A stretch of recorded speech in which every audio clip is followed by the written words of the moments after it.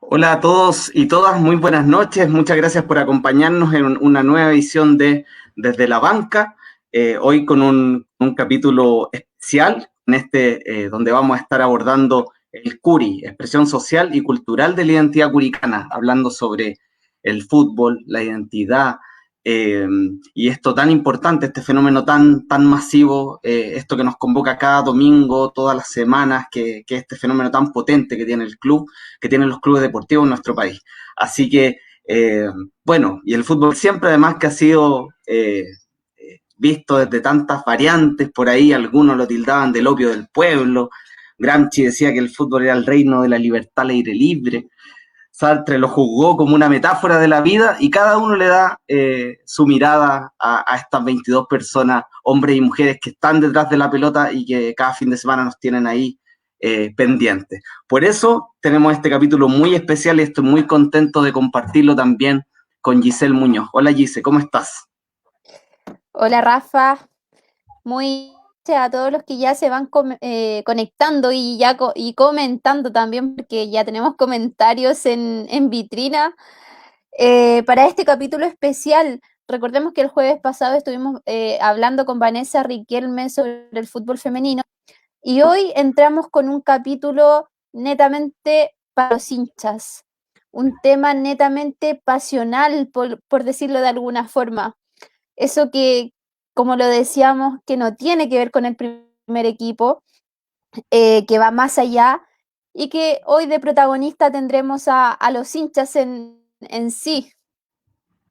Sí, Gise, también comentar que el primer capítulo de estos jueves donde vamos a estar tratando temas más sociales, temas que salen del primer equipo, temas que hablan de lo que es el club, de lo que es la institución, generó también harto comentario, hartas personas nos hicieron llegar sus impresiones de lo que fue el capítulo, porque también de alguna manera se evidenció un poco el abandono que tiene el primer equipo femenino del Curi, así que también interesante que se vayan colocando esos temas y la importancia que debe tener el fútbol femenino también para nuestra institución y temas que también vamos a estar, por supuesto, conversando en esta jornada, porque van atravesándose todos estos temas que nos interesan tanto. Así que tenemos dos grandes invitados, a ver si me ayudas tú presentando a la primera invitada, Gise.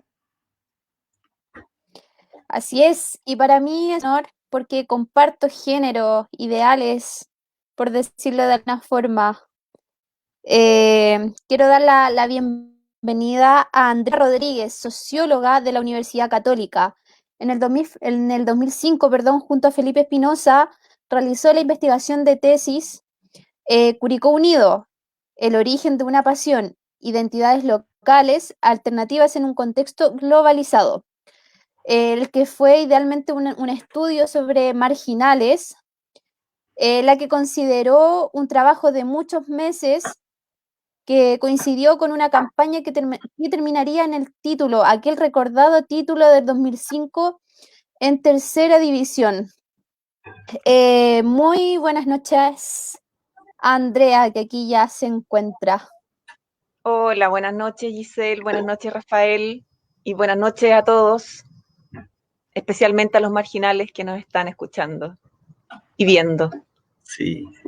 Aprovechamos de explicar que no aparece tu cara, Andrea, porque estás Sí, en el balneario de y Iloca. loca, sí, estoy en la puntilla, entonces es más difícil la conexión. No me da para cámara, pero sí para estar con ustedes por voz. De todas maneras, lo importante que estás acá con nosotros y muchas gracias por acompañarnos. Tenemos también otro gran invitado, al igual que Andrea, que es Eduardo Santa Cruz, hincha de Magallanes, periodista de la Universidad Católica, licenciado en Ciencias Sociales del Instituto Latinoamericano de Estudios Sociales y posgraduado en Comunicación Social del Centro Nacional de Estudios Superiores en Comunicación para América Latina, la CIESPAL. Autor de Origen y Futuro de una Pasión, Fútbol, Cultura y Modernidad. Podríamos hablar de un montón de investigaciones que ha hecho Eduardo Santa Cruz, pero principalmente una parte importante de su estudio ha estado en la cultura popular, ha estado en los temas de identidad y también una persona hincha del fútbol y también una persona que ha estudiado bastante el tema del fútbol en la cultura popular, un tema tan relevante, el fútbol en Latinoamérica, en el mundo, pero también en nuestro país. Así que es un placer tenerlo acá. Bienvenido, Eduardo, muchas gracias por acompañarnos. Bueno, buenas noches a todas, a todos. El gusto es mío, digamos, ¿no? Que me hayan invitado a esta conversación. Por lo tanto, quedamos dispuestos para empezar el partido, ¿no? Tratar de sacarle el jugo al tiempo que tenemos, ¿no?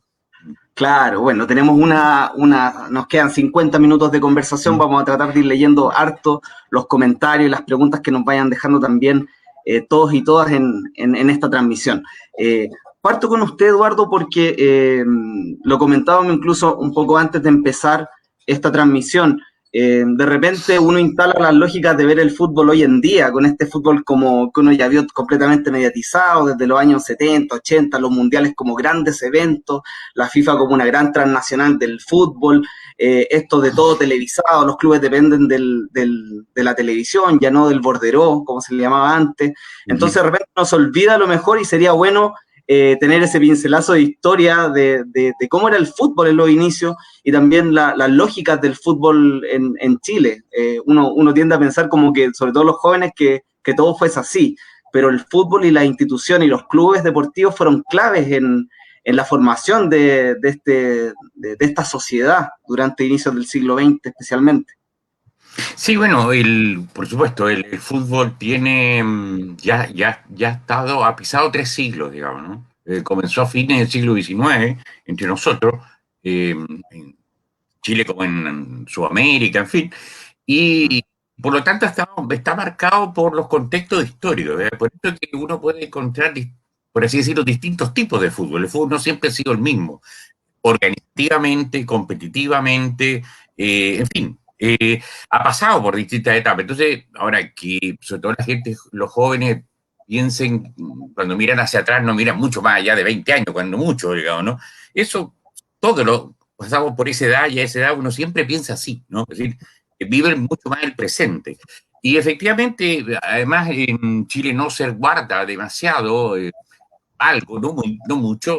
Por ejemplo, piensen en imágenes antiguas de fútbol, pero antiguas, pues, de los años 40, 50, 60, no es mucho lo que hay, ¿no? Entonces, la memoria histórica, es de lo que estamos hablando, hay una memoria histórica que hay que permanentemente estarla renovando, construyendo. Entonces, en ese sentido, y entre otras cosas por lo siguiente, porque los procesos históricos tienen siempre un doble carácter. Es decir, hay ruptura, momentos de cambio, y se pasa a otra cosa, como lo que se ha vivido los últimos, yo diría, 20 años en Chile, o 30 años de la dictadura para acá, ¿no? En el caso del fútbol, pero también hay continuidades. Es decir, hay procesos mucho más largos, mucho más profundos, que se miden en siglos, ¿no? Y hay algunas características del fútbol chileno muy concretas que se arrastran desde hace 80 años, 90 años, digamos, ¿no? Una de ellas, por ejemplo, es el tema del financiamiento.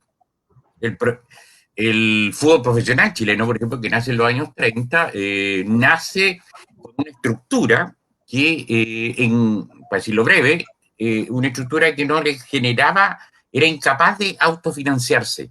Era un fútbol que siempre nace desfinanciado y vive durante décadas desfinanciado. Incluso los clubes más poderosos, y no hablo de clubes grandes, hablo de clubes poderosos, de que tienen poder político, poder económico, porque grande es un juicio de valor que me parece que no corresponde. No hay grande ni chico, hay clubes, ¿no? Hay clubes que tienen más poder que otros, que es distinto, ¿no? Incluso los clubes más poderosos vivían desfinanciados también, salvo que estuvieran asociados a instituciones, como por ejemplo las universidades, ¿no? Pero no todas. La Universidad Católica, la Universidad de Chile, la Universidad de Concepción, ¿no? En ciertos momentos. O que estuvieran asociados, como el caso de Huachipato, a empresas, ¿no? A una empresa. Pero en general los clubes tenían, y eso es un problema que se arrastra todo el siglo XX, ¿no? Por ejemplo, eso simplemente para ejemplificar que cosas que son continuidades, ¿verdad? que no son nuevas. Otras cosas sí, pero son cambios profundos. Entonces, el fútbol yo lo vería, y los clubes deportivos, asociados a sus contextos históricos, ¿no? Es decir, qué es lo que es la sociedad de la época, qué es lo que es la economía en la época, cómo funcionaba la política, la cultura, ¿no? Cómo funcionaban las relaciones sociales. Porque si no, no se entiende los cambios, ¿no? Si no, no se entiende los cambios. Bueno, entonces, termino, para no alargarme, ¿no? Por ejemplo, hay una cuestión que es muy central donde sí se ha producido un cambio muy importante y muy radical, es decir, de raíz, ha cambiado la estructura del fútbol, que es en términos de la organización del fútbol. El fútbol, y estoy hablando de fútbol profesional, ni siquiera el amateur antes del 30, ¿no? El fútbol profesional se sostuvo durante muchas décadas sobre la base de los clubes deportivos, sobre la base, como estructura, ¿no? Sobre la base de una forma de financiamiento que era, como tú decías, fundamentalmente lo que se llamaba bordereau, que es una palabra francesa castellanizada, ¿no? Que es el ingreso por recaudaciones, ¿no? En segundo lugar, el ingreso por venta de jugadores. En tercer lugar, la cuota de los socios. Claro, en algunos clubes había socios que tenían más plata y ponían una cuota más grande, lo cual muchas veces lo llevaba a ser dirigente, eso es cierto. Pero eso era fíjense que la publicidad de las camisetas del año 76, es decir, todo el tiempo antes, nunca, incluso se consideraba, yo que soy viejo puedo hablar de esos años, digamos, ¿no? Se consideraba un deshonor, una cosa casi sucia, ponerle algo a la camiseta. La camiseta es no sé, es una cosa casi sagrada, debería decir, es como una bandera, es como si a la bandera chilena le pusiera aviso publicitario, ¿no? Y como dijeron, porque podríamos ponerle, porque a lo mejor se recoge plata, pues claro, todas las banderas del mundo, no, la bandera simboliza, ¿no? Un signo, un símbolo de algo, que es ese. Entonces, la publicidad estaba en los estadios, con unos letreritos, ¿no? Ferretería El Serrucho, qué sé yo, ¿no? Normalmente de pequeños negocios, ¿no? Empezando en Santa Laura, en Santiago, por ejemplo, ¿no? Tenían eso. Y esa estructura, esa forma de estructurar el fútbol cambió radicalmente en el siglo XXI con la privatización y mercantilización del fútbol, ¿no? Entonces, ha cambiado absolutamente la forma de organización de los clubes, ¿no? Y la forma de financiamiento de la actividad. O sea, con ello también cambian las competencias. Ahora, en las competencias uno encuentra más continuidades, ¿ya? Pero también, en el caso chileno, cambios permanentes. Entonces, ese club deportivo antiguo era un club que era una organización social como cualquier otra, como una junta de vecinos, como un sindicato, lo cual tenía sus pros y sus contras. Yo no soy de esos veteranos que consideren que el pasado era maravilloso y todo era lindo, ¿no? Por el contrario, o sea, tenía una serie de defectos eso, ¿no? Y entre otras cosas, este problema de su financiamiento, ¿no? Como toda organización social, ¿no? Esto podría generar que tuviera directivas deshonestas, y las hubo en muchos clubes, y hubo crisis en muchos clubes, y en los clubes poderosos también, ¿no? Pero también podría significar que tenía unos grandes dirigentes, y en el fútbol chileno puede rastrear hacia atrás. Grandes dirigentes. Ahora, esos dirigentes eran gente que tomaba esto como una actividad social, como una cosa de vocación social. Si no recibía un peso por ser dirigente, tenía que estar a esta hora, ¿no? En la noche, después que trabajaba en el día, irse a los clubes, a las reuniones, a administrar el club. Y ahí tenemos dirigentes de estatura continental, por ejemplo, ¿no? Como un señor que, por si acaso algunos saben, Luis Valenzuela Hermosilla, no sé el nombre del estadio Copiapó, porque ese fue presidente de la Conmebol, dirigente chileno, en los años 40, como Ditborn, Pinto Durán, Víctor Bianchi, un día embajador en Gran Bretaña, dirigente de Magallanes. Es decir, los dirigentes eran un poco eso, ¿no? Cosa que también le pasaba a la FIFA. Los dirigentes de la FIFA eran así, no era la transnacional a la cual tú mencionabas. Entonces, ese fútbol se sustentaba en la asamblea de socios. A la asamblea de socios iban 20, 10, 500, el Colo-Colo en Santiago de repente arrendaba un teatro, ¿no? Para hacer su asamblea de socios. Y la asamblea de socios podía decidir, por ejemplo, sobre la contratación o no de un jugador, por ejemplo, que lo cuento porque yo tengo una especie de anécdota, ¿no? El mejor amigo de mi padre era colocolino y mi padre era en Magallanes, en la época que era la rivalidad que había en el fútbol chileno, ¿no? Y eran los mejores amigos, ¿eh? O sea, podían perfectamente estar sentados en el estadio, uno al lado del otro mirando el partido. O sea, y no se mataban, no sentían la necesidad de eliminar al otro, digamos. Y Y recuerdo perfectamente cuando Colo-Colo deschileniza su equipo, que llevaba 20 años con puros jugadores chilenos, el año 63 para competir con las universidades, y tira a la asamblea la discusión de si contratamos a un argentino o no. Y la asamblea discute horas, ¿no? En un teatro arrendado para eso, y es la asamblea la que decide con una votación muy estrecha que sí, que traigan al argentino, porque en realidad están perdiendo terreno frente a las universidades, que están apareciendo como un poder nuevo, digamos, ¿no? Entonces, simplemente para decir, así funcionaba, ¿no? No quiero, termino. Esa estructura del fútbol no es como, pasa algo parecido con la AFP y con la previsión social, ¿eh? Es muy significante, porque el origen de la transformación es más o menos similar, ¿no? En la misma época la implantación de un modelo de sociedad. Entonces, a eso no se puede volver. No sé, porque otro contexto histórico, ¿no? Es decir, porque no están las condiciones, no están dadas, no existen las condiciones que dieron origen a eso. Lo cual no quiere decir que hay que aceptar lo que hay. O sea, lo que hay, en mi opinión y en mi simple opinión, hay que transformarlo y radicalmente de raíz, ¿no? Como estructura. Pero hay que generar una estructura nueva, que es lo mismo que pasa con el tema de la AFP, digamos, ¿no? Si tú decir no a la AFP, pero el no a la AFP no significa irse al año 40, ¿no? Sino que es pensar el 2040, ¿no? O sea, Claro. y pensar para adelante en las condiciones, por ejemplo, actuales tecnológicas, donde el fútbol está metido en una estructura mundial que es piramidal, no en un mercado mundial, y nuestro fútbol ya ahora es un segmento de un mercado mundial, con nuestro fútbol sudamericano, no solo el chileno. Entonces, efectivamente, lo que quiero decir es que el fútbol no puede ser analizado al margen de la sociedad, ¿verdad? Tiene que ser visto en contacto con las variables económicas, políticas, sociales, culturales, etcétera. Por eso hoy día Claro.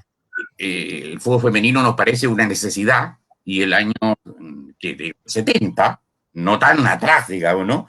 Era a nadie se le habría ocurrido, habría parecido una locura eso. ¿Cómo se le ocurre que las mujeres van a jugar a fútbol, digamos, ¿no? O cómo las mujeres van a boxear. Y hoy día tú prendes la tele y te encuentras con mujeres agarrándose a combo y a patadas, digamos, ¿no? Y es un espectáculo. Ese no lo entiendo mucho. Entonces, debería decir, todo está hay que ir viéndolo en términos de los contextos, ¿no? Eduardo, y en este contexto, yo sé que este tema da para mucho, pero el tiempo siempre es acotado. Te quiero preguntar si me puede, antes de darle el paso también a Andrea, que nos va a contar un poco de la investigación que hizo con Marginales en un ámbito muy local, pero preguntarte, por supuesto que el fútbol siempre termina siendo de alguna manera la representación del momento, de lo que pasaba con la cultura, la economía y la sociedad desde el año. Por eso es tan interesante revisar diarios, revistas y remontarse atrás. Pero te quería preguntar sobre el tema de las identidades locales y la cultura popular. ¿Por qué el fútbol se gana un lugar tan rápidamente como en el tejido social, por denominar, de Chile? Vemos el caso de Wander, que hoy día es patrimonio de Valparaíso.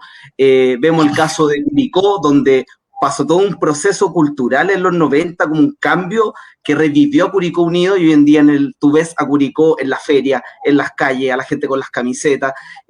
Esos son fenómenos culturalmente y en términos de identidad muy potentes. Si me puedes como comentar brevemente para darle el paso a Andrea, ¿por qué es un lugar tan generador de identidades el fútbol? Bueno, si uno lo mira mundialmente, el deporte en general. Ahora, el fútbol aparece ahí, sobre todo en el caso sudamericano, ¿no?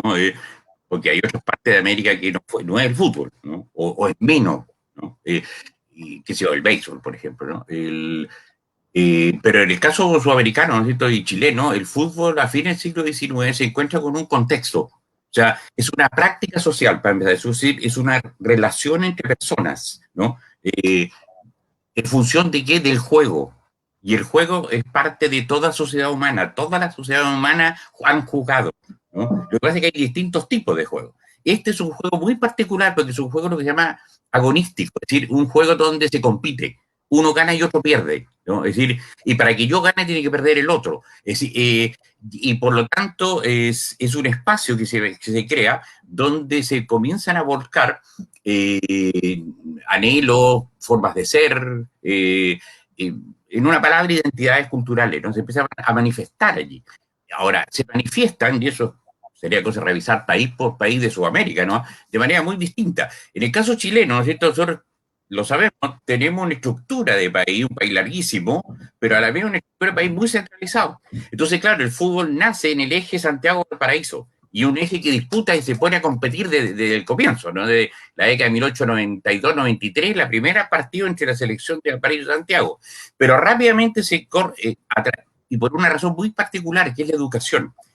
En esos años, en el gobierno de Balmaceda, se produce una gran reforma educacional, una de las primeras grandes políticas educacionales y reformas educacionales que impulsa Balmaceda, y que adopta un modelo pedagógico para la educación media, se crean los liceos, en fin, ¿no? Que es el modelo alemán, y el modelo alemán trae la educación física por primera vez como la conocemos nosotros, como un ramo, ¿no? Como una asignatura. Entonces, los profesores, no es casual lo de David Arellano y los fundadores de Magallanes. Magallanes surge una escuela, en la escuela donde se formaban los profesores de educación básica.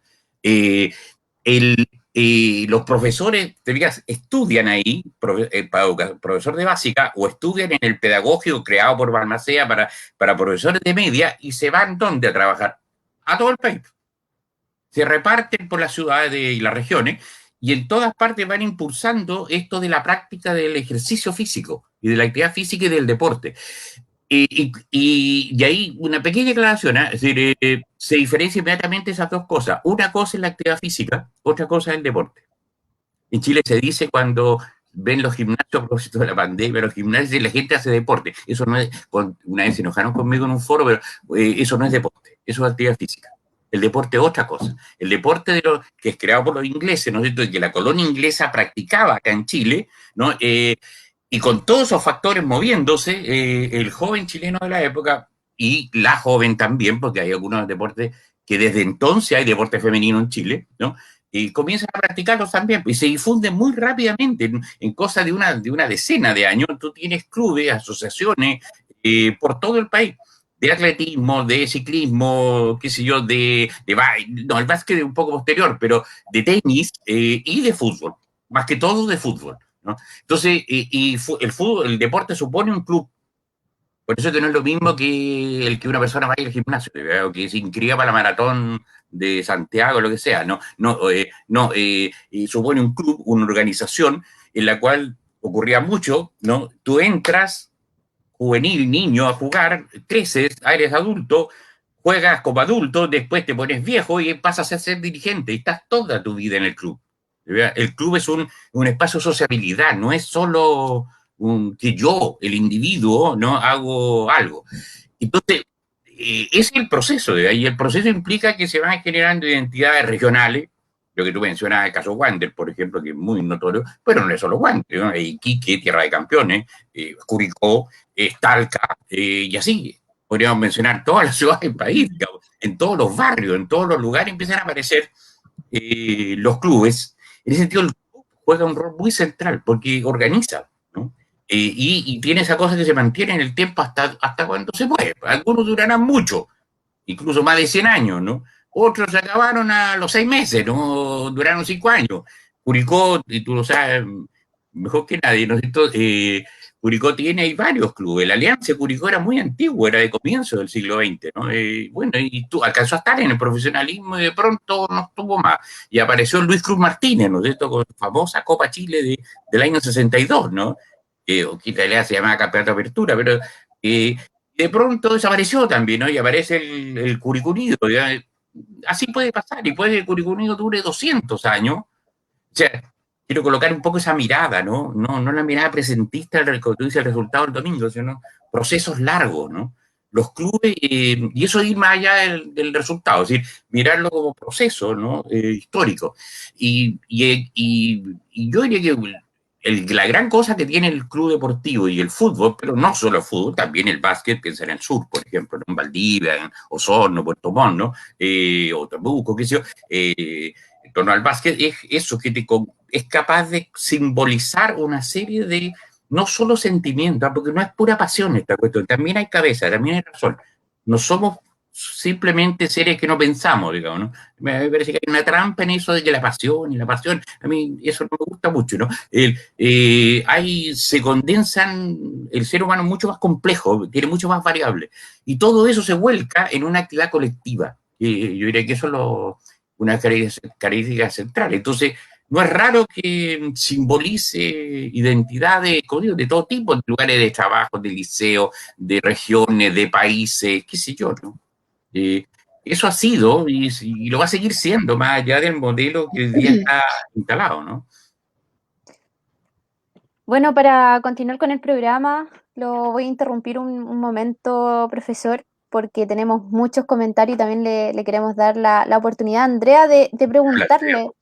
Andrea, quiero saber cómo nace tu interés de crear tu tesis, una etapa tan importante en la universidad y precisamente sobre marginales. ¿Y qué pudiste concluir con esos largos meses que tuviste que seguir a la barra por todo el país? Ujú.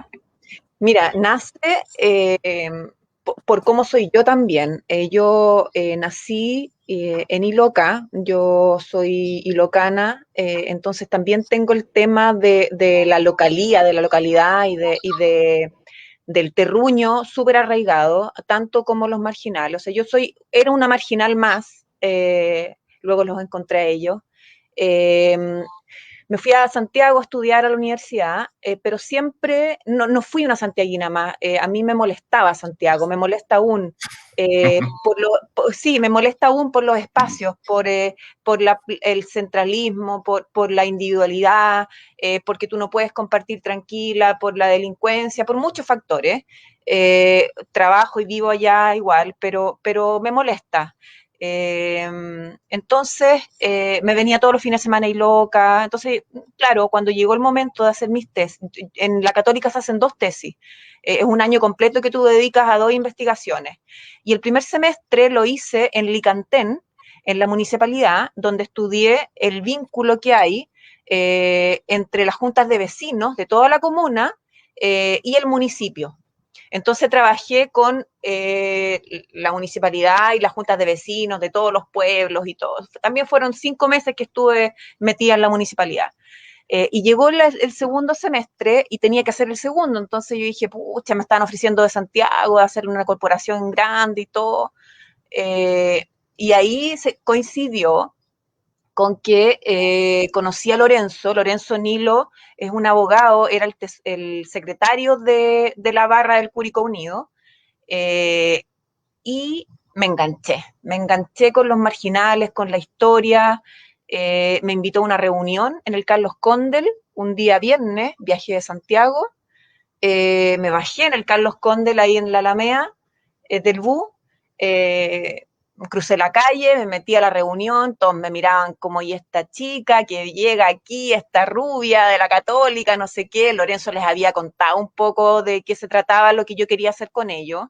Ya me había dicho que había un par de personajes que después fuimos juntas, que estaban medio reacios a que yo participara por todo el tema de la privacidad que ellos tienen, de su intimidad y todo. De todas las cosas que ellos hacen. Pero bueno, me paré adelante, proyecté con un proyector, mi proyecto, qué es lo que yo quería hacer, mi objetivo, y alucinaron, estuvieron mirándome todo el rato, hicimos un match, un clic inmediato, y fue como un Tinder de ese entonces. Nos quisimos mutuamente, inmediatamente, y desde ahí ya no me separé más de ellos. De hecho, al otro día comencé al tiro. En la semana ya estaba en Colchagua con ellos en el estadio. Después viajamos, no sé, a Chillán. Después pedimos plata fuera de las carnes guerra. Después, y así empecé a trabajar con ellos y a grabarlo y a hacer observación participante. Tengo todavía los cassettes donde grababa la ida en bus, todo eso está grabado todo. No, fue muy, muy, muy bonita experiencia. Así que así surgió como el objetivo de hacer mi tesis con ellos, por la identidad que a mí también me provocaba. Andrea, y con respecto a la otra pregunta, ¿qué lograste? ¿Cuál fue tu conclusión con respecto a la tesis? Mira, la conclusión, yo pensé que en mi primera tesis con la municipalidad me iba a encontrar con una organización bien estructurada, bien burocrática, con todos los caminos bien normados, y por el contrario, la barra iba a ser una barra, iba a ser un espectáculo, iba a ser puro circo, no iba a haber nada normado, nada regulado, y fue al contrario, fue al revés. O sea, yo me encontré con que la municipalidad estaba patas para arriba, no había ningún orden, no habían funciones claras, no habían cargos claros, las juntas de vecinos estaban separadas absolutamente del municipio, no había ninguna conexión, no había ninguna identidad, no había ningún valor, ningún objetivo. Y llego a esta barra con personajes súper distintos unos a otros, de todas las clases sociales, de todas las profesiones, algunos cesantes, otros trabajadores, daba lo mismo, y me encuentro con una barra ordenada, organizada, con ritos, con simbolismo, con un espíritu increíble, con una solidaridad, porque ellos son un club social, deportivo y cultural. Ellos a fines del 2004 comenzaron a ganarse proyectos y comenzaron a hacer actividades en la comunidad para que la comunidad los comenzara a conocer, más allá de ese grupo chiquitito, más allá del espectáculo que tenían en la cancha. Ellos también hacían labores sociales, deportivas, etcétera, y culturales. Por lo tanto, me di cuenta que Marginales es mucho más que un espectáculo. Marginales construye realidades. ¿En qué sentido? Eh, Cuando se dice este dicho popular que las palabras construyen realidades, yo creo que los actos también, y los actos sistematizados, permanentes, construyen realidades y cultura, y eso es lo que hizo Marginales en este periodo que yo observé, yo estoy hablando desde ese periodo, que a comienzos del año 2000 se consolidó obviamente como una barra ordenada, organizada, con cargos, con tareas, con metas, con objetivos, con valores. Ellos construyeron una cultura en la que incorporaron a toda la sociedad curicana. Entonces, yo creo que lo que ellos hicieron en ese minuto trascendió al espectáculo, trascendió al resultado deportivo. Ellos construyeron un grupo, construyeron una comunidad, construyeron un espacio de calidez donde uno podía confluir, donde uno podía ser como era, nadie te iba a juzgar. Aquí traigo a la palestra a Luis Recasens. Él dice en uno de sus libros, a mí me encanta seguirlo, que en el estadio él vio que se constituyó una identidad cultural que comparte el grupo como una hermandad. Es ahí donde uno siente que el grupo te abraza cálidamente. Por lo tanto, ¿qué espacio social nos entrega a nosotros la posibilidad de gozar en conjunto con tal intensidad? Eso es lo que provoca el estadio, y eso es lo que provoca Marginales. Y en este sentido, el hecho de pertenecer a esta organización entrega a las personas de una comunidad la posibilidad de reafirmar los vínculos y de mantenerse unidos entre sí. Y obviamente frente a la globalización de la sociedad, al individualismo que yo comentaba al principio, y al desamparo en el que nos vemos sumergidos las minorías, entre comillas. Ellos son un espacio que entrega la posibilidad de retornar en el fondo a estos vínculos sociales más básicos, y por lo tanto con un contenido más humano y gratuito. independiente del resultado, independiente de las clases sociales, independiente de cómo te viste.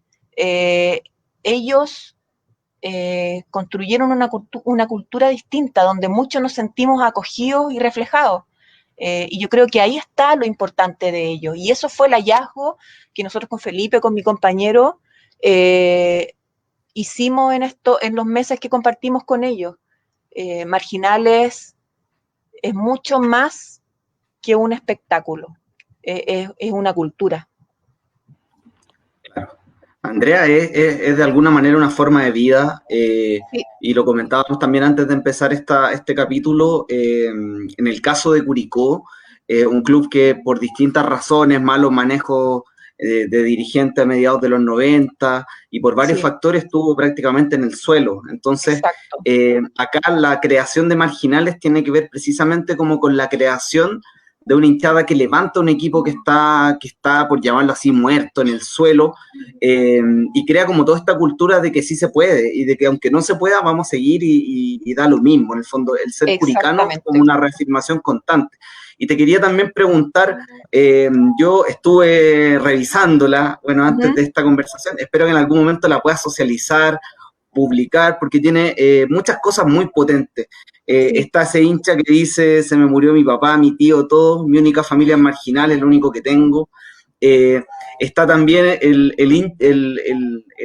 marginal que tú entrevistas y dice que lo más importante es no querer a la barra, que es querer al club, que es algo que se confunde tanto a veces, como eso de ser de un grupo más que del club, y siempre como defender la institución y lo que tiene. Y a lo que voy, en la entrevista tú les preguntas bastante sobre cómo ven ellos la sociedad, y ellos te responden mucho de lo que tiene que ver con los mismos problemas que vemos hoy y que le dan origen al nombre.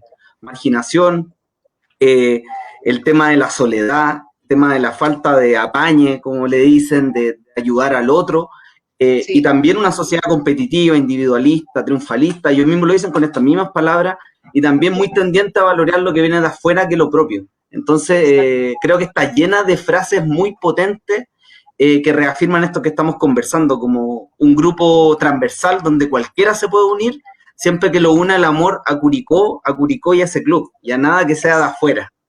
Es muy potente. Exacto. Oye, y agregando eso mismo, quería preguntar a Andrea, ¿hay alguna historia de algún hincha en específico, obviamente que conformara Marginales, que te llamara la atención por sobre el resto? ¿Alguna historia de ellos? Es que sabéis que no sé, yo creo que fueron 20, 25 entrevistas en profundidad que hicimos. Cada entrevista fue súper potente. Fueron 90 preguntas en cada entrevista. Yo estuve alrededor de 3 horas, 4 horas con cada uno de ellos. Y no solamente fueron las 90 preguntas, o sea, en ese espacio de tiempo que tuvimos, acotado a la entrevista, porque después compartí mucho más con ellos, fue un conocerlos, la historia de ellos desde adentro, cuáles eran sus motivaciones, qué los movía. Como decía Rafael, algunos se les habían muerto los familiares, otros, la familia de repente no entendía que los días domingos y toda la semana, porque toda la semana ellos giraban con el tema del club, fueran a la barra, entonces tenían problemas.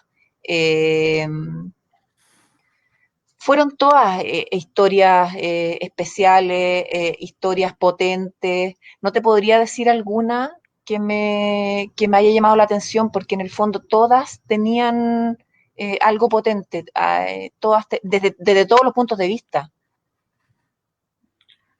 No, todas, las guardo todas muy, muy potentes. Vamos a estar atentos ahí, Andrea, a que puedas en algún momento cumplir ahí, como lo conversamos, el desafío de socializar esa investigación, de que la podamos ver todos, porque está muy interesante en lo que dicen los hinchas.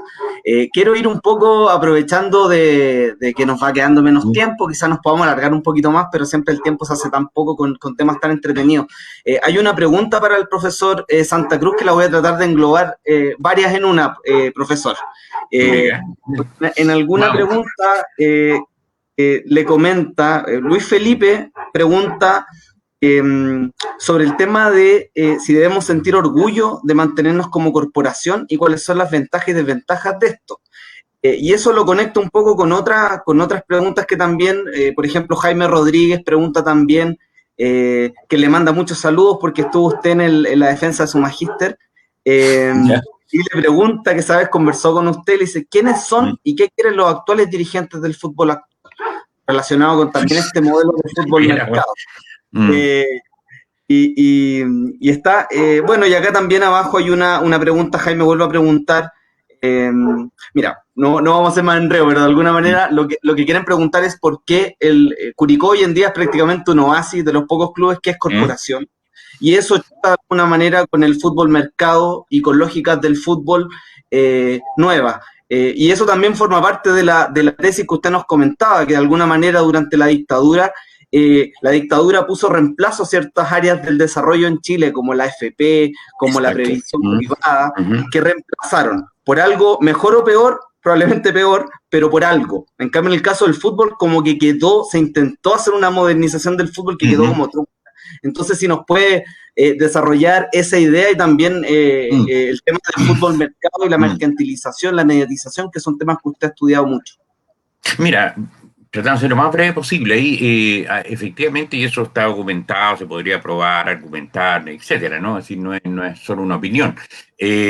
Ahí confluyen dos fenómenos. Uno de carácter más universal, que es a lo que tú aludiste, que es la transformación de la FIFA, desde que llega Belanche el año 74 y que dice, como presidente, saca todos los lord ingleses que había ahí, que eran todos gente que estaba ad honorem y con otra mentalidad, digamos. La FIFA era una simple entidad coordinadora. La FIFA, si un país decía, mire, yo no quiero ir al Mundial, no voy al Mundial, y nadie lo castigaba, digamos, ¿no? Es lo que hizo Argentina varias veces, ¿no? No quiero ir al Mundial de Brasil, por ejemplo, no voy porque me estoy peleado con los brasileños y no voy, no pasa, hoy día eso es imposible. Y Avalanche genera esta gran industria del entretenimiento que está dentro de las 10 más poderosas del mundo, ¿no? Del mercado mundial, ¿no? Por la cantidad de plata que mueve. Y eso en Chile obviamente va a repercutir, pues va a empezar a repercutir y coincide con la dictadura, que te veas, coincide en el 74, es decir, coincide y va a repercutir de ahí en adelante. Y la otra es una lógica interna, ¿no? Que es que la dictadura trata de generar un nuevo modelo de sociedad, un nuevo modelo económico y empieza, como tiene el poder total, a transformar vía decreto la educación, la previsión, la salud, las políticas de mercado capital, etcétera, etcétera, ¿no? Es decir, arma el famoso modelo que se llama. Ahora, dentro de eso trata de hacer lo mismo con el fútbol. Y está la intervención de Colo-Colo. La consigna en la época era el fútbol empresa, le decían, ¿eh? Hay que crear el fútbol empresa. Entonces no es casual que ahí aparezca la publicidad de las camisetas, el 76, digamos, ¿no? Y muchas cosas más que no voy a detallar para no alargar. Pero efectivamente ahí hay un intento y lo que hace la dictadura es tiene todo el poder. ¿Qué significa todo el poder? Significa, por ejemplo, que puede el Ministerio de Interior agarrar la directiva de Colo-Colo y sacarla por un decreto. Y decir, ya no es más directiva de Colo-Colo y ahora Colo-Colo pasa a ser dirigido por un grupo económico. El grupo Los Pirañas, que le dan casualmente, ¿no? Y le pasa al Colo-Colo, el grupo Piraña va a administrar Colo-Colo. Bueno, eso en regiones, usted lo saben, ¿no? Es decir, todas las autoridades no eran elegidas, los alcaldes no eran designados, los intendentes, y todo ello va a ser dirigentes de los clubes de regiones. Se crean muchos clubes en regiones, ¿no? El caso Cobreloa, por ejemplo, de Cobresal, de Iquique, de Arica, de Puerto Montt, etcétera, ¿no? Osorno, en fin. Caso Cobreloa, además le ponen un descuento obligatorio a cada trabajador de Chucky. Ustedes se imaginan la cantidad de plata con que nace ese club, ¿no? Porque la cuota es obligatoria, no es voluntaria. Lo sacan nomás de cada liquidación. Entonces, en fin, interviene de esa manera y destruye esa estructura a la cual hablaba yo antes, ¿no? De que había antes, en el siglo XX. pero no logra parar una nueva estructura. Al contrario, lo que genera es un caos enorme, que la famosa crisis de los 80 que rebota hasta hoy día, y que rebotó durante décadas, y que es usada después en el siglo XXI para privatizar el fútbol. Porque se mira para atrás, se miran 20 años y se mira el caos que había, ¿no? Eso eran los dirigentes que había, eran dirigentes todos ladrones, todos ineficientes, con mentalidad de hincha. Mire la década del 80, el caos que había. Pero no se dice quién provocó el caos, ¿verdad? O sea, qué políticas provocaron el caos. Entonces, efectivamente, desde ahí arranca el proceso. Y lo que tenemos hoy día, y se cruzan esas dos variables, la externa, que sigue desarrollándose, el mercado mundial, viene el desarrollo y los cambios tecnológicos, ¿no?, que permiten todo lo que sabemos y todo lo que vivimos, ¿no? Y en alguna medida también todo lo que gozamos de ver partidos de aquí, de allá, etcétera, etcétera, ¿no? Y todo lo que significa hoy día, por ejemplo, el mercado laboral de los jugadores a nivel del mundo entero, ¿no? Segmentado en distintos mercados, y el nuestro está bien abajito aquí, ¿no? Pero está más arriba que otro, y así. Por ello decía que es muy difícil o casi imposible volver atrás. Lo que ocurre es que aquí ese proceso se hizo de una manera, y no casualmente, interesadamente, con intereses económicos, de manera absolutamente reduccionista. Se fue para integrar al fútbol chileno a ese mercado mundial y a ese fútbol mundializado y mercantilizado, se dijo la solución y lo único que hay que hacer, y se redujo, es decir, fue un cambio económico y de propiedad. Los clubes se tienen que convertir, es decir, tienen que ser privatizados, porque así vamos a traer capitales que antes no estaban en el fútbol. Y esa es la gran cosa. Ahora, ahí yo felicito a Curicó que sea una corporación, porque está en primera división, o sea, demuestra que puede funcionar perfectamente. Un año le irá mejor, otro año le irá peor, porque así es el fútbol, es una competencia, ¿no? Y si hubiera procesos de década, bueno, hay periodos buenos y periodos malos, pero demuestra que se puede funcionar, en general, es decir, que puede haber distintas formas de propiedad, que puede haber que la sociedad, fíjate, con la sociedad anónima que tenemos y con la ley que tenemos es absolutamente perversa, porque permite la llamada sociedad anónima cerrada, que ni siquiera se transa en la bolsa, es decir, que puede manejar una persona, lo que llaman los periodistas deportivos los lobos solitarios, muchos de ellos representantes de jugadores, ¿no? Y el caso... bueno, el caso que le pasa a Magallanes, ¿no? Magallanes no es sociedad anónima, sigue existiendo el club, tiene la misma figura que tiene Colo-Colo y la U, ¿no? Es decir, una empresa es una sociedad anónima que gestiona el club. La diferencia es que nosotros le pasamos el club por 99 años, ¿no? Colo-Colo se lo pasó por 30 y la U también. Entonces, con 99 años, no sé, pues, hay que esperar que se acabe el siglo. Entonces, ahora, eso... la idea no es individualizar a que fulano, que tal dirigente es bueno, malo, y ni siquiera hablo de nombres, simplemente de estructura. La estructura esa es una estructura reduccionista porque corta con todos esos otros elementos. Yo, a propósito de la crisis Colo-Colo, el año pasado yo le decía, tengo muchos amigos colocolinos, incluso del club deportivo, que me invitan para el aniversario, etcétera, que lo celebre el club, no blanco y negro. O sea, lo separo, o sea, dos cosas, digamos. Una cosa es blanco y negro, otra cosa es Colo-Colo. Y yo le decía, pero ustedes, como dicen, tienen un estadio que está bien, es un campo deportivo muy bueno. Si ustedes llegan un sábado en la tarde con su familia y golpean la puerta, ¿qué pueden hacer ahí? Nada. O sea, pueden tener una piscina para que los niños se entretengan, ustedes mismos se entretengan, tienen un casino para, qué sé yo, para comer algo, tomar algo, para que unos viejos jueguen dominó. ¿Tienen eso? No. Bueno, todo eso, por ejemplo, hay en los clubes argentinos.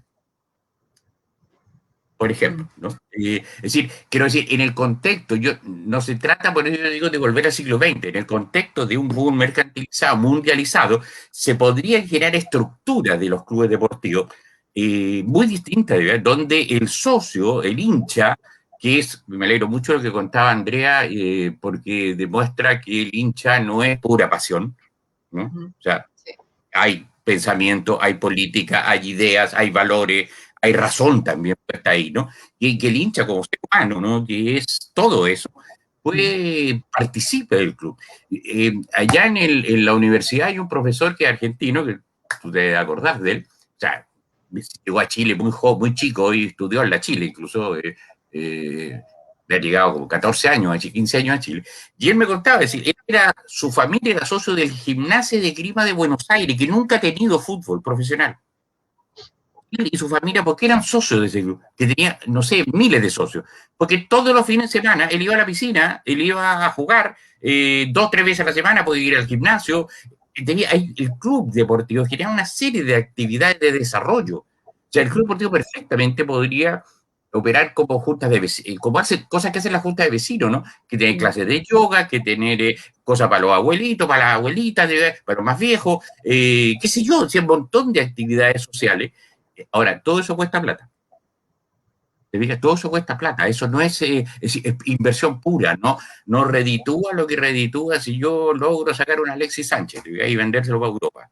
Ahora, por eso digo que el esquema actual es un esquema absolutamente reduccionista. Está en función de algo que además es irrealizable, de que para él llegaron, yo me compro un club y me voy a hacer rico con el club. Si uno mira la blanco y negro, azul, azul, llevan 5 años de pérdida. Ahora que de repente me puede salir un Vidal, claro que me puede salir, claro, puede ser. Pero los 32 clubes de la profesional, bueno, agregando segunda, los 44 clubes de la profesional chilenos, no están sacando a Alexis todos los años, digamos, 5 o 6 Alexis, no, es decir, entonces, el punto es ¿para qué es el fútbol? ¿Para qué? ¿Cuál es el objetivo? ¿Cuál es el sentido? ¿Cuál de esta actividad? ¿Verdad? Y en ese sentido, claro, la impresión es que la privatización vía ley de sociedad anónima lo que vino a hacer es a reducir una actividad que era de muchas dimensiones, multidimensional, ¿no? Donde los seres humanos desarrollábamos distintos tipos de facetas, ¿no? Y bueno, lo redujeron a una.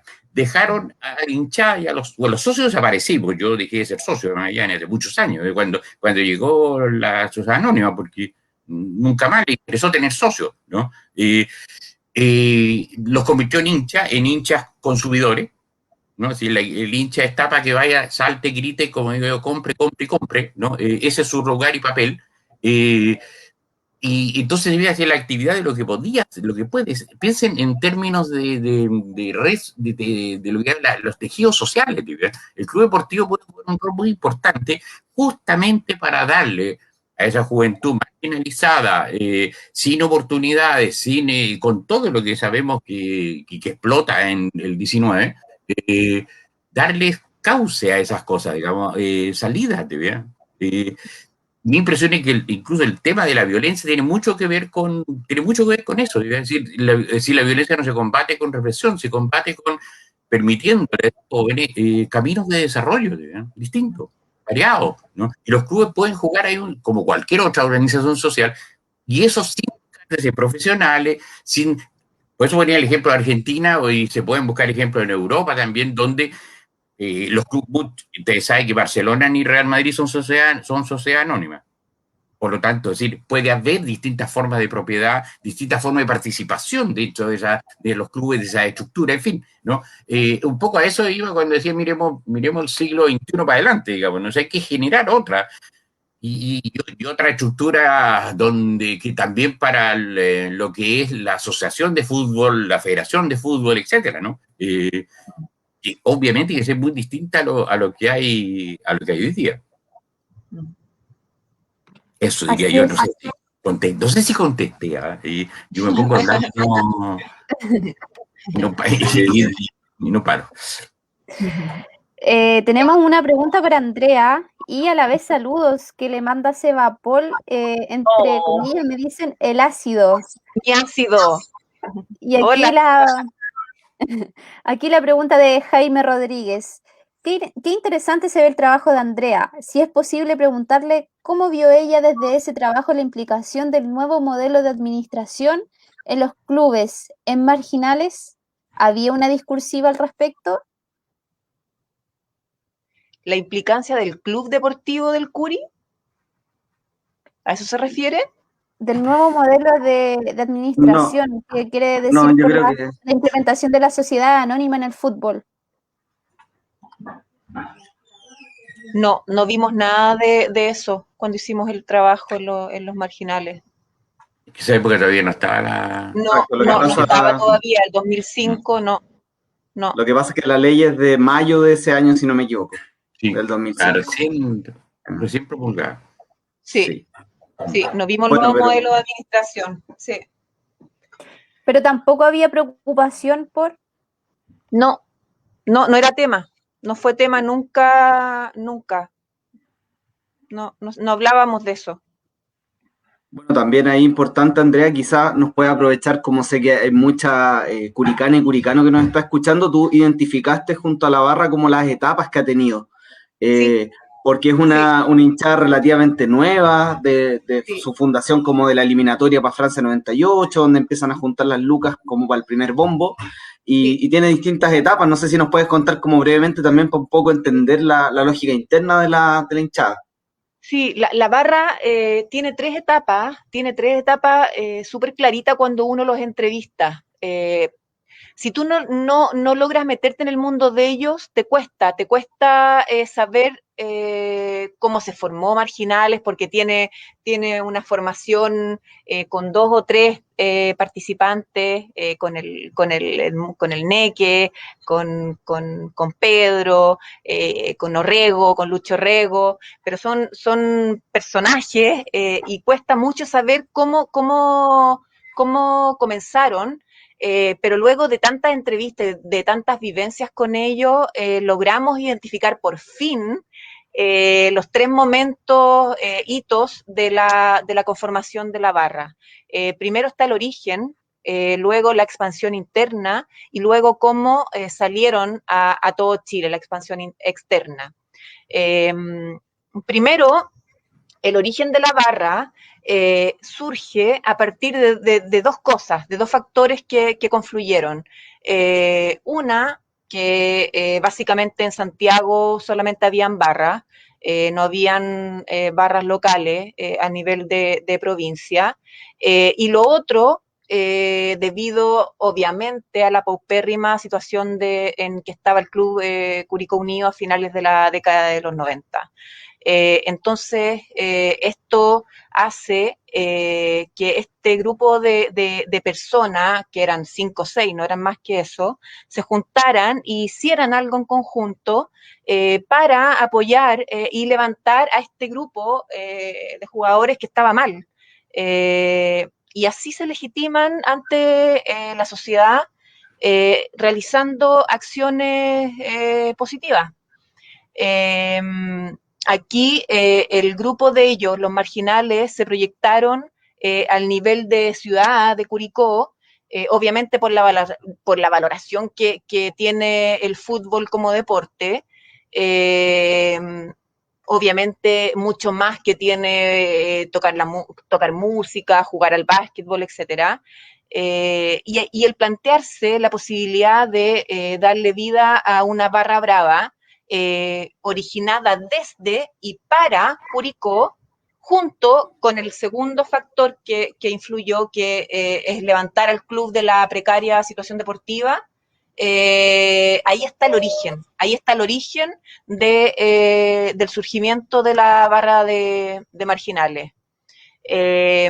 Luego viene la etapa de expansión interna de la barra, que aquí es cuando la barra se comienza a ser conocida y reconocida dentro de la ciudad de Curicó.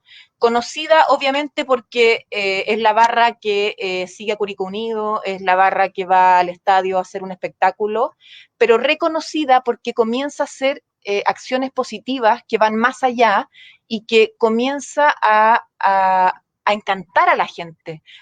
La sociedad curicana comienza a confiar en estos marginales, en estos personajes que están pidiendo plata en el bombo porque van a viajar, porque van a ir a apoyar al equipo a otra ciudad.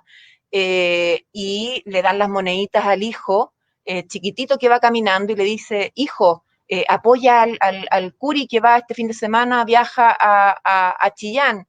Y el niñito feliz va y deja las monedas en el bombo, el billete en el bombo, conversa con los chiquillos. Entonces, eso es un ejemplo que obviamente, valga la redundancia, que ejemplifica cómo la sociedad curicana va incorporando también esta cultura marginal y se van haciendo miembros más de la barra, obviamente guardando las proporciones, pero se sienten también parte de esta identidad curicana. Y el tercer momento es cuando ellos ya se expanden externamente,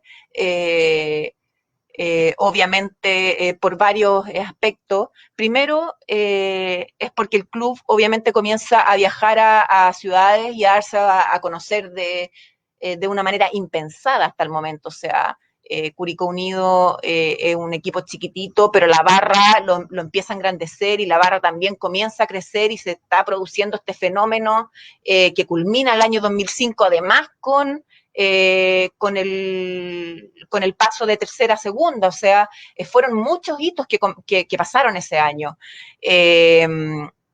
Y obviamente esta figura que tiene la barra de ser fiel, de ser incondicional, de viajar 1.000 personas, 2.000 personas a regiones, influyó en que el grupo obviamente comenzara también a ser conocido.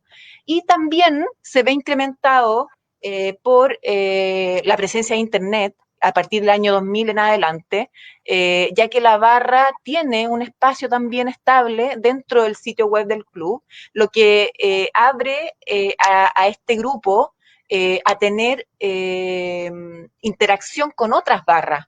Ya no es solamente conocido a nivel nacional, sino que trasciende fronteras y establece contactos con barras de otros países, para cantos, para actividades, y se empieza a dar a conocer. Entonces, esos son los tres grandes hitos de conformación de la barra Marginales, que no fue fácil de conocer, pero sin embargo en la tesis está identificada. Sí, en la tesis está identificado, no solo eso, sino que es muy interesante como el trabajo de campo que haces con ellos, de conocer sus vidas. Hay mucho relato muy potente también de lo que era la ciudad en esos años, lo que estábamos hablando, como un poco el fútbol como reflejo de la sociedad. Sí. Exacto. Y bueno, también comentar un dato importante que tú también mencionas en la tesis. El profesor Santa Cruz ha hablado, por ejemplo, de las barras financiadas, y a diferencia de barras que fueron financiadas por los propios clubes, Marginales nunca ha sido financiada por el club, y me consta porque conozco bastante la historia y a varios de ellos. Entonces no es un club que reciba directamente el dinero, sino que es una barra completamente autogestionada en lo que hacen, y de hecho lo que pintan, las acciones sociales que realizan. Bueno, vamos a seguir avanzando, vamos a pasarnos un poquito, aprovechando que está interesante y que hay varias preguntas. Profesor Santa Cruz, acá Cristian González le pregunta por qué, que le aprovechamos a mandar un saludo desde, él está allá en Valparaíso, ¿por qué en apariencia las identidades locales y barriales a través de los clubes de fútbol parecen más nítidas en Argentina y más difusas en Chile? ¿Tiene que ver con el ordenamiento administrativo de los países? ¿Y por qué hay ciudades que se identifican más con sus clubes que otras? Pienso en la diferencia radical entre Everton y Wanderers, y felicita el espacio. Y aprovecho de conectarlo, la pregunta de Cristian también, con la lógica que se ha mencionado acá del centralismo. Por ejemplo, en Chile muy pocos clubes han sido campeones que no sean de Santiago. Curicó, en la misma cultura curicana hay una cierta percepción de una ciudad abandonada a lo nacional, pero también abandonada a lo regional. Todos los recursos se quedan en Talca, las platas que iban para el estadio Curicó al final se terminan quedando allá. Entonces también esa lógica que menciona Cristian, creo que es interesante ahí, la lógica del centralismo, y que nos haga un poco la diferencia con el fútbol argentino, que uno lo ve como, wow, totalmente distinto al nuestro. ¿Están así? Sí, en muchos aspectos. Bueno, nosotros no, tenemos cosas muy comunes con Argentina, no solo en el fútbol, ¿no? En la historia, Argentina, Uruguay, el Cono Sur en general. Pero, a ver, efectivamente, bueno, hay una cuestión que todos conocen, es decir, Chile desde Portales, ¿no?, en adelante, es un país unitario, lo cual implica que todo el poder está en el centro, en la capital, ¿no? Y de ahí viene todo lo que ustedes saben y seguramente ustedes sufren, ¿no? Y viene otra cosa que ya voy a mencionar, A propósito de lo que decía Andrea al principio, Argentina, por el contrario, es un país no solo formalmente federal, cada provincia, sino que su historia, ¿no? Argentina, lo que llamamos Argentina, es algo que se viene a constituir recién por allá por 1860, ¿no? Antes, en la época de la independencia, eran las Provincias Unidas del Río de la Plata, ¿no? Es decir, no existía la República Argentina o Argentina ni siquiera como nombre. Eso viene a producirse mucho después. Y eso significa guerras civiles casi todo el siglo XIX, ¿no? Entera. Es decir, ahí hay una diferencia muy importante y además en el caso específico de la diferencia, si uno quiere decir, entre Santiago, Valparaíso, Buenos Aires, ¿no? Buenos Aires siempre fue, bueno, fue un virreinato, nosotros no, y un virreinato que estaba mirando a Europa, ¿verdad? O sea, y dándole la espalda a su interior. Eso generó todo tipo de conflictos, y guerras civiles con las provincias, ¿no? Con las otras provincias. De hecho, Buenos Aires, ustedes saben que la capital de la provincia de Buenos Aires es La Plata, no es. Y la ciudad es como el caso de México, Distrito Federal, etcétera. La federalización implica una organización totalmente distinta que tarde o temprano se va a manifestar socialmente, culturalmente, con identidades, qué sé yo. Además, Buenos Aires Puerto, mirando a Europa, mucho más fácil llegar de Europa a Buenos Aires que para acá, que había que dar la vuelta por abajo, antes que existiera el canal de Panamá, ¿no es cierto? Entonces, claro, Buenos Aires crece mucho, una ciudad, ¿cómo se diría?, cosmopolita. Entonces, sus barrios tienen una vida mucho más intensa, ¿no? Santiago, por el contrario, ¿no es cierto?, es una ciudad mucho más pequeña, ahora más grande dentro de Chile, pero más pequeña comparada, digamos. Y efectivamente en Santiago la identidad barrial ha existido, ¿eh? Pero en el casco más antiguo de Santiago y un poco.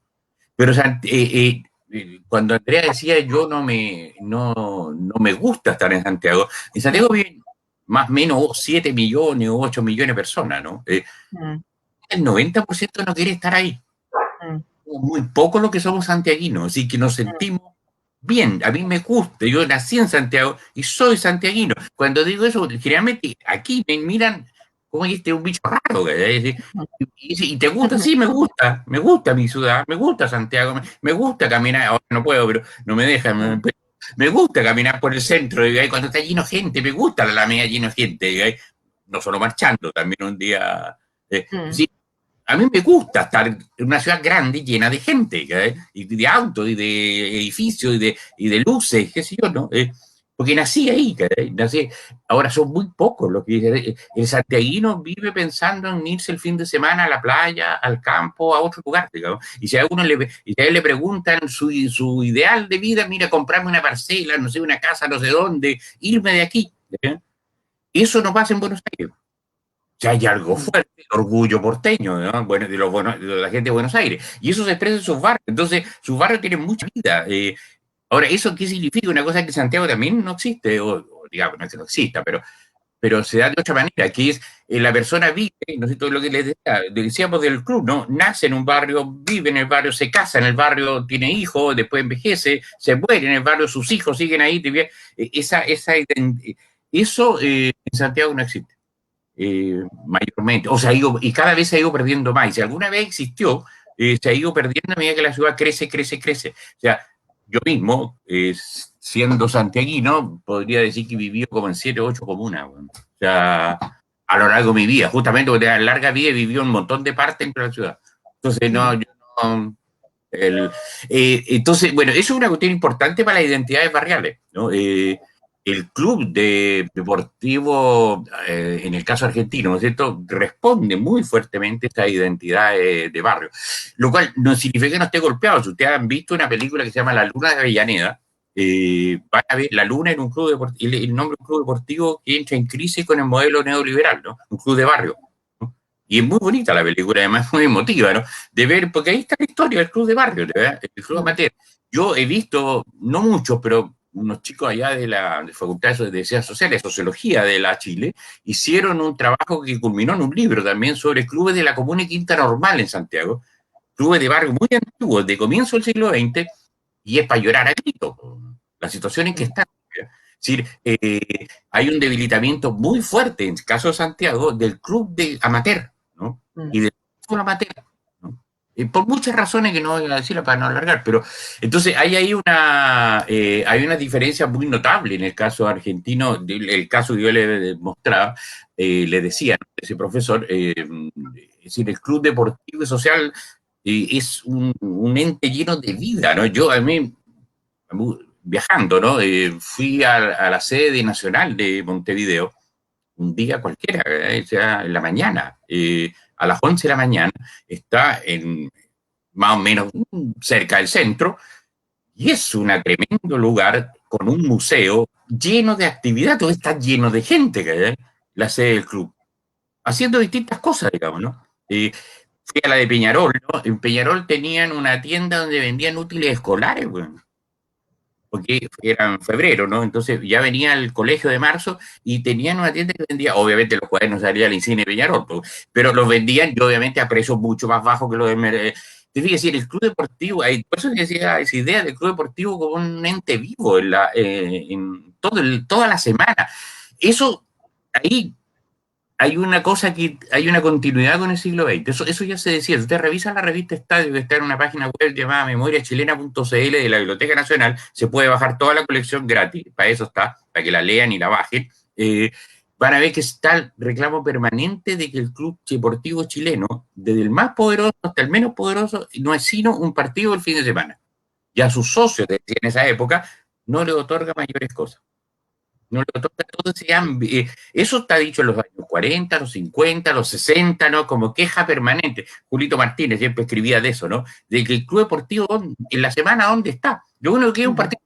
Entonces no es raro que perdemos un partido o bajamos de división, sabemos lo que es, y es un drama, no sé, se acabó la vida, no fue, claro, es la tragedia, porque el club no es más que eso.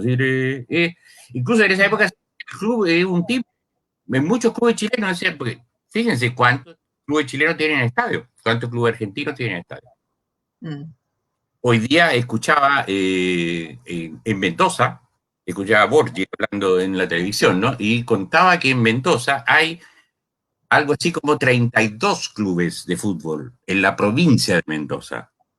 32 clubes, es decir, vivos, no jugando. Es decir, el campeonato de la provincia de Mendoza, que no es de las provincias más grandes de Argentina, tiene 2 o 3 divisiones. O sea, la verdad es que nosotros, el santiaguino y el fútbol regional son bastante más debilitados que eso, ¿no? Entonces, no es raro que rara vez le ganemos un partido, digamos, ¿no? Y si le ganamos un partido, es una fiesta. Es decir, hay un desarrollo desde la sociedad, ¿bien? Desde el tejido social, ¿no? De la organización social, que en Chile no está. Entonces, ahora, en Chile las identidades que decía, por eso las identidades, por ejemplo, regionales, efectivamente son distintas porque han tenido desarrollos distintos, ¿no? Por ejemplo, hay regiones muy antiguas. En la segunda, mira, debe ser la primera asociación que hubo en el país en 1895 de Valparaíso. Valparaíso era la más, el sector más. Y la segunda es de Coquimbo, que incluso es anterior a la de Santiago, ¿no? Es decir, entonces, claro, hay ciertas regiones que se incorporaron, tuvieron desarrollos menores por muchas razones que habría que investigarlas, ¿no? Deben ser económicas, sociales, políticas de todo tipo, ¿no? Quisieron que sus desarrollos sean distintos, ¿no? Entre otras cosas, conspira el fútbol profesional se desarrolló en Santiago. Fíjense, Wander y Everton entran recién en el año 44, y el fútbol venía del año 33, y 11 años después aparece un club de regiones. Entonces tú dices, claro, todos los clubes, los primeros 11 campeonatos, 10 campeonatos, son todos de Santiago, ¿no? Y después, a medida que avanza el siglo, se van incorporando más, pero algunos se fueron incorporándose a finales del siglo, digamos, porque además, bueno, ese es un problema eterno del país, del fútbol chileno, ¿no? Lo largo del país.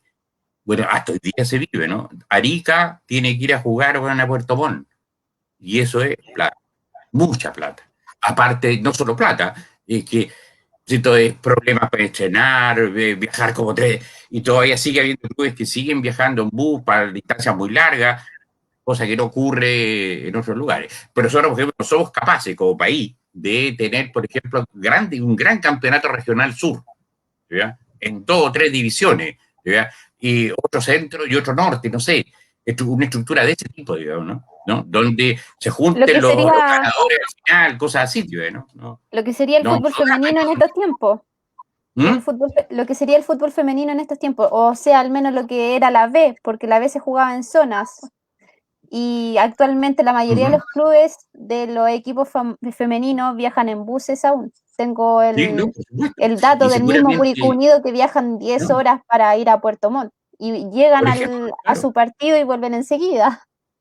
Claro, entonces, y si además le toca que le ponen una fecha el día miércoles, un equipo que no entrena, que no puede entrenar. No, porque se baja el bus, juega, se sube al bus, juega, etcétera. Que es lo que siempre reclama, por ejemplo, la gente de Arica, ¿no? Y con mucha razón. Tío. Entonces, claro, nosotros tenemos un nivel de desarrollo muy, muy primario en el fútbol. Si piensa que el fútbol chileno, hasta los años 70, era, como dice Edgardo Marín, el periodista, ¿no? Él llamaba fútbol rentado, semiprofesional. Es decir, el jugador recibía un sueldo, pero trabajaba en otra cosa. Los seleccionados nacionales del 62 trabajaban en otra cosa y salieron terceros en el mundo, digo, ¿eh? O sea, y se pueden nombrar muchos ejemplos individuales, digamos, el que acaba de morir de la U, Carlos Campos, era funcionario de la Universidad de Chile. Le daban permiso para ir a entrenar 2 o 3 veces a la semana y tenía que recuperar las horas de trabajo. O sea, tenía que quedarse, iba a entrenar, se iba a la pega y tenía que quedarse más horas en la tarde para recuperar las horas que y eso jugando en la U, y en la U era el goleador histórico de la U en los campeonatos. Bueno, eso estamos hablando en la década del 60, ese es el fútbol chileno. Entonces, de pronto se piensa, y digo, reductivamente se pensó de que la modernización del fútbol era su privatización. Y la modernización del fútbol, que yo creo que es necesaria, implica muchas variables, hay que poner muchas variables. No solo, y entre otras, buscar formas de propiedad distintas y promover el fútbol femenino, el fútbol de inferiores. ¿Verdad? O sea, hay clubes de primera vez que no tienen inferiores, no tienen una juvenil, no tienen una sub, etcétera. Es decir, el desarrollo. Entonces, eh, estamos muy atrás, o sea, falta mucho por hacer para poder desarrollar. Si pensamos que hay que desarrollar el fútbol chileno son 3 divisiones profesionales y 2 amateurs. Es el fútbol chileno, no son 3 equipos, como pareciera si uno ve tele, son 3 equipos. Sí. Claro. Ustedes saben cómo se reparte la plata de la televisión, que hoy día el principal ingreso, eso está escrito además, ¿no? Con nombre, que era el gran problema que había el año pasado si Colo-Colo descendía, porque Colo-Colo con nombre tiene puesta la cantidad que recibe al año, y que es más que todos los demás. O sea, el equipo primera vez recibe, creo, alrededor de 800 millones por la tele, y el Colo recibe 3.600 millones. ¿Por qué? Porque es Colo-Colo. Ahora, yo no tengo nada de Colo-Colo, al revés, digamos, ¿no? Pero sí tengo un sistema de reparto que es, ahora, ¿quién lo hicieron? El Consejo Presidente, ¿no? Que arman las leyes para ellos mismos, cosa que no ocurre en ninguna otra actividad en el país, ninguna otra. ¿Ya? Ellos arman las leyes para sí mismos. Entonces, hay mucho que eso no es moderno. Esa no es una estructura moderna en el sentido estricto. ¿No? La estructura moderna es una estructura impersonal, es decir, no con nombre y apellido, es una estructura racional, ¿no? Que tiene política y tiene políticas de corto, mediano y largo plazo. Si me quieren meter la empresa, métala de verdad. Eso, esta racionalidad. Y eso no está en nuestro fútbol. ¿No? Entonces, ahora, ahí las identidades juegan un rol, y yo diría que lo que sostiene por debajo, sostiene la historia, ¿no? O sea, la historia sigue manifestándose ahí. Y es la garantía de que puede haber otro futuro, o sea, un futuro distinto. No sé cuándo, 2040, 2060, 2080, 2130, 2250, si el fútbol no se va a acabar. Y una de las cosas que hay que decirle de ahí termino, hay que decirle a los jóvenes, chicos, porque eso estoy seguro que desactiva inmediatamente el tema de la violencia. Digo, no hay partidos de vida o muerte. Nadie se va a morir si perdemos un partido. Ni siquiera porque bajamos de categoría. Nadie se va a morir. Y va a haber partidos. Eso es una gran cosa que dijo Maestro Riera. Las peras de fútbol se pasan con fútbol. O sea, si perdemos ahora, ganamos al otro. Este año salimos últimos, este otro año salimos campeones. Y si no salimos campeones ahora, saldremos campeones en 10 años más, o en 20 años más, o en 50 años más. En algún, te voy a decir, el fútbol se va a acabar, va a haber campeonato todos los años. Desactivar esa cosa de que se nos va la vida, mi vida personal se va si mi equipo pierde. Porque si fuera así ya me hubiera muerto hace rato, digamos, ¿no? Claro, ahora eso o sea, agarrar el fútbol y colocarle una perspectiva distinta, ¿verdad? Una perspectiva más cultural, más social, de largos plazos, pero eso es difícil, no es fácil. Hoy día está hecho todo al revés de eso. Ya para ir cerrando, quisiera hacerle una última pregunta a Andrea con respecto a lo que quizás decía el profesor aquí de la identidad. No sé si has estado pendiente de Marginales los últimos años y de ser así, ¿en qué crees que, bueno, si es así también, valga la redundancia, si ha cambiado en algo desde el 2005 a lo que es Marginales hoy en día? Bueno, esto hace 16 años que hice este trabajo y que conviví con ellos. Después, maldita mi realidad, me tuve que volver a Santiago y trabajar allá. Entonces el tiempo escasea. Fui harto poco a Curicó después, pero a los Marginales yo los seguía viendo.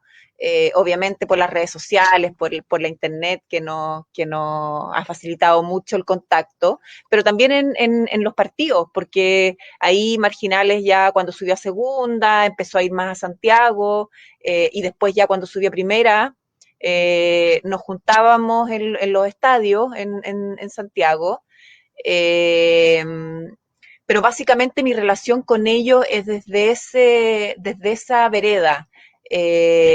Hoy día los Marginales, obviamente son cabros más jóvenes, yo a los que conocía hace 16 años atrás, hay pocos que siguen yendo a la barra, hay algunos como el Fantasma, por ejemplo, que se fue a vivir a Valparaíso, es camionero, Lorenzo se fue a vivir a Punta Arenas, y así nos fuimos dispersando todo ese grupo que nos conocimos el 2005.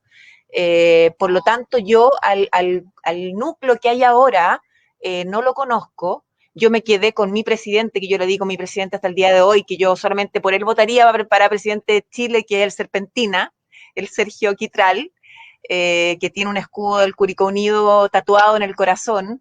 A él solamente elegiría como presidente de Chile, a nadie más. Entonces, a los chicos de ahora yo no los conozco, sé que siguen funcionando, sé que siguen con la estructura, sé que siguen con la organización de la barra. La barra se creó y la identidad que creó consigo no se ha ido, eso sigue funcionando. Lo que no sé si siguen haciendo las reuniones una vez a la semana en el Carlos Condel. Tanto detalle no lo tengo claro. Yo sabía hasta dónde guardaban el bombo, quién picaba el papel para tirar, quién tenía los extintores, pero esos detalles yo me los perdí. No sé si siguen con tanta tarea tan definida. Me imagino que sí. Me imagino que sí, porque ellos siguen funcionando a cara de todo el país.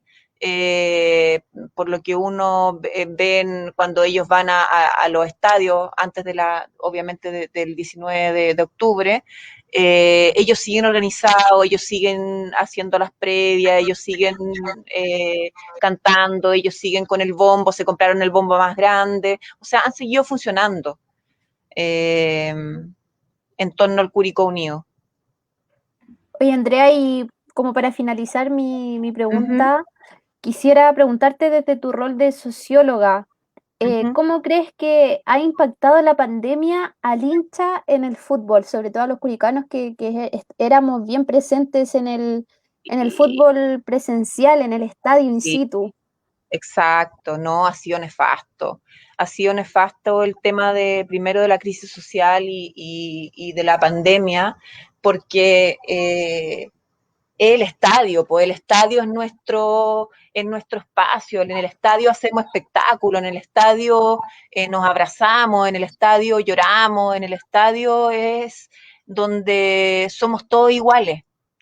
En el estadio es donde no importa la profesión, donde no importa lo que tú tienes, lo que no tienes.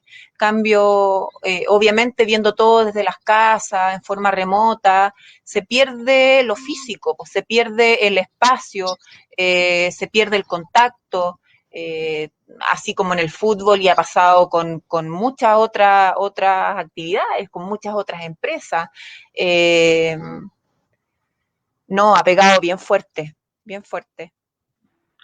Un tema que sin duda a todos los hinchas del fútbol en general, no solo del Curi, Sí, la costumbre que uno tiene de ir a la cancha todos los domingos o de seguir al equipo, que ha sido exacto. complicado tanto tiempo sin fútbol.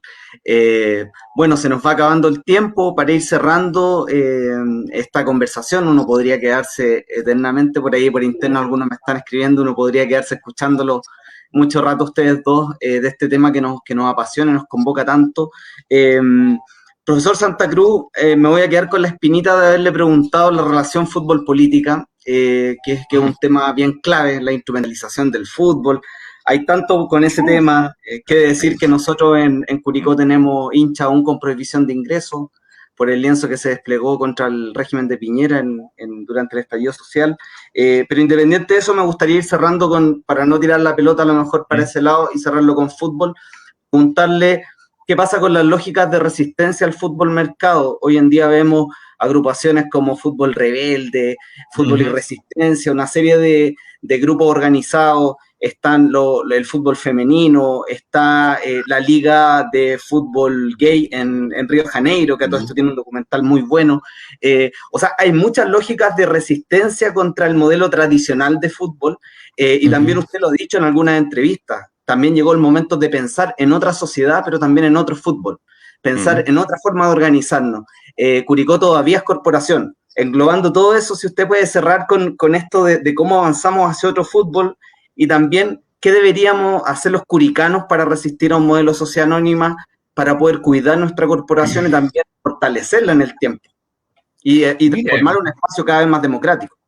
Mira, breve, ya lo dijimos en parte en la intervención anterior, ¿no? Es decir, que hay que pensar hacia adelante, que hay que ver esto como un fenómeno multidimensional, que hay que mover todas las dimensiones, que el fútbol, como ustedes lo han señalado, no es solo el partido del domingo, es una organización, es una cultura, es una identidad, son unos colectivos, ¿no? Hay que pensar colectivamente, ¿no? Que cosa que cuesta mucho una sociedad que ha sido brutalmente individualizada durante décadas, ¿no? Digamos, 40 años marcando el individualismo a todo dar, digamos, ¿no? Entonces, hay que pensar ahí, y lógicamente hay que pensar en una estructura. Ahora, en eso hay movimiento a nivel de los hinchas. Por ejemplo, existe allá, que son básicamente estudiantes, la Asociación de Hinchas Azules, por ejemplo, que son hinchas de la U, que se juntan y se han juntado con hinchas de Colo-Colo, aunque parezca raro, pero no es tan raro, con hinchas de Palestino, con hinchas de Magallanes, etcétera, en Santiago, ¿no? Y han tomado incluso contacto con cierto sector de la barra de Wander. Es decir, ahí a nivel, sobre todo, son jóvenes, es cierto que son más bien estudiantes, ¿no? No son, por ejemplo, de jóvenes, la mayoría no proviene, en el caso de Santiago, de las poblaciones, de los barrios más populares, pero hay un movimiento, está lo que tú mencionabas, ¿no? Ligados a grupos anarquistas. De aquí compré un par de libros que han sacado y con historias de fútbol creado por los anarquistas, no solo en Chile, también en Argentina, en Europa, etcétera, y que ellos practican aquello. Me acuerdo de una memoria que vi, pero esa no la dirigí, sino me tocó ser informante de la memoria, que habla en Santiago de una especie de asociación de un fútbol en el cual se juega por jugar, es decir, incluso sin dar lo mismo quien gana o quien pierda, ¿no? En fin, hay una serie ligada a la palabra resistencia, ¿no? Y que están muy invisibilizados, como se dice ahora, ¿no? Y que están a nivel de base social, ¿no? Ahora, como ocurre probablemente con la política o con la sociedad, ¿no?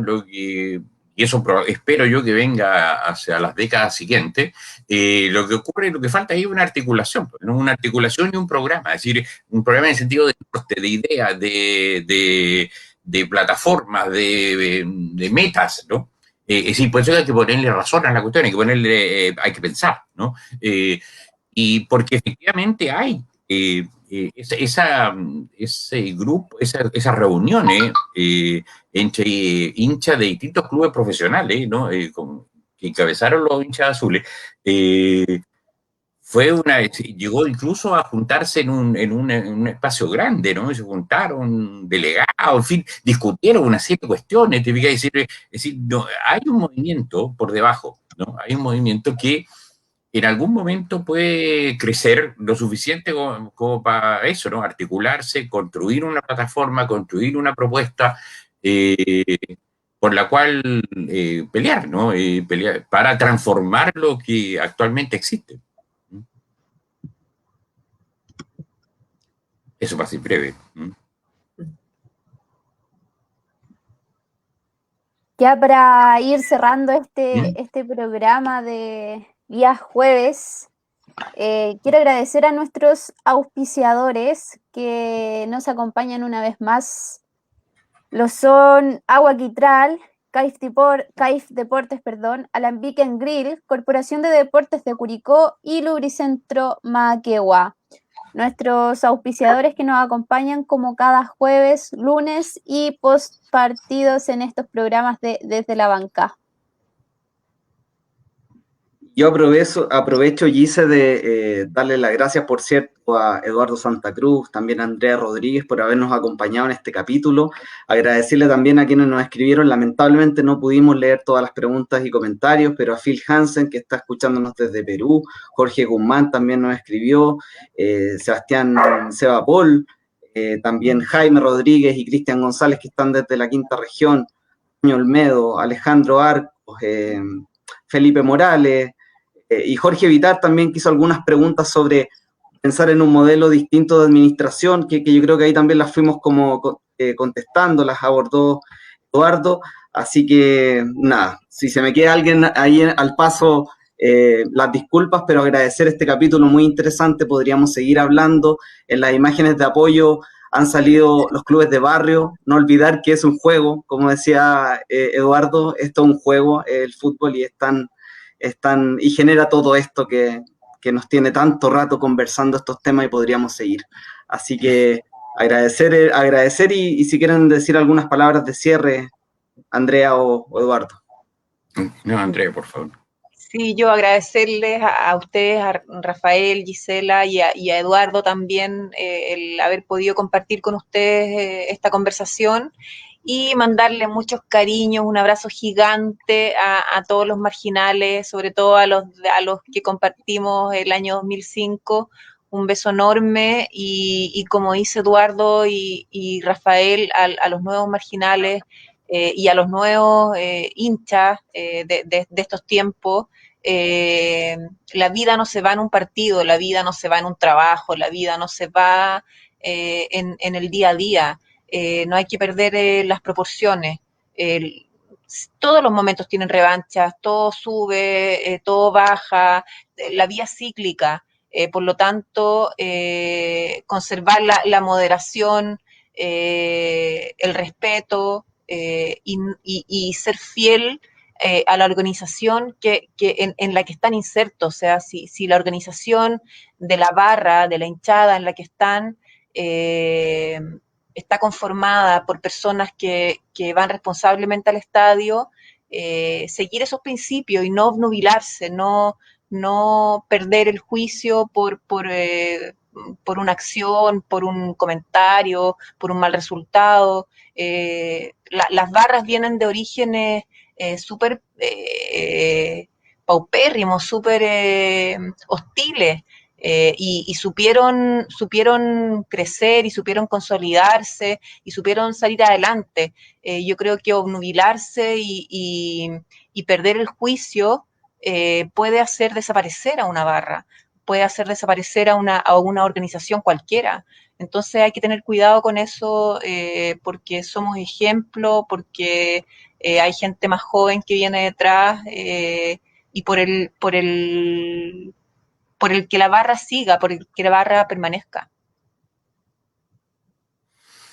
Bien, yo simplemente agradecer la oportunidad de estar acá, de conversar, de hablar de estos temas, de saludar a Rafael, que lo conozco desde muchos años, cuando no tenía cana, y también a Andrea y Cela, y a todos los que han estado viendo o escuchando esto.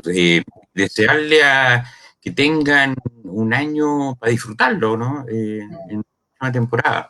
Si eso es ser campeón, que sean campeones. Si eso es terminar al medio, ya. Y ojalá, claro, no sufrir demasiado, ¿no? Pero que tenga el Curicó Unido un buen año, y que lo disfruten, sobre todo, ¿no? Que fútbol es para entretenerse, es para pasarlo bien, es para gozarlo, ¿no? De todo lo que decía Andrea, ¿no?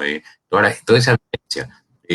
Sacarle partido a todo eso, aunque sea viéndolo por la tele, ¿no? Efectivamente, mucho mejor, pero bueno, esperemos que esta pandemia pase alguna vez, ¿no? Alguna vez pasará, nada es para siempre. Eso, gracias. Muchas gracias. Yo, para ir terminando este programa, quiero agradecer al profesor Eduardo y a Andrea por la disposición a estar en este nuevo proyecto que ya es el segundo capítulo. Agradecer nuevamente a todos los que se conectaron y participaron de este programa. Cabe recordar que cada día jueves estaremos con un tema nuevo a tratar, y lo vuelvo a repetir con mayúsculas, que no se trata del primer equipo, porque no todo es el primer equipo, también está la barra, está lo social. Entonces, como lo he dicho, lo vuelvo a repetir más de una vez: el primer equipo no es toda la institución, el primer equipo no es Curicó Unido. Así que con esas palabras me despido, Rafael, Andrea, Eduardo. Aprovecho de decirle, Gise, a Eduardo, también el afecto de tantos años, el cariño. Yo mi tesis de pregrado, hemos estado ahí relacionados mucho tiempo, así que darle las gracias. Y simplemente agradecer a todos, y cierro con una frase que usted cita en algún texto, Eduardo: el deporte es escuela de democracia, como se dijo en la revista Estadio en noviembre del 46. Así es. El fútbol no son solamente 22 hombres o mujeres detrás de una pelota, es mucho más que eso, es lo que hemos querido transmitir en este capítulo. Y cierro con Sócrates, ese gran jugador brasileño que también dijo: ganar o perder, pero siempre con democracia. Un gran abrazo a todas y todos. Vale, adiós. Chao, chao. Chao.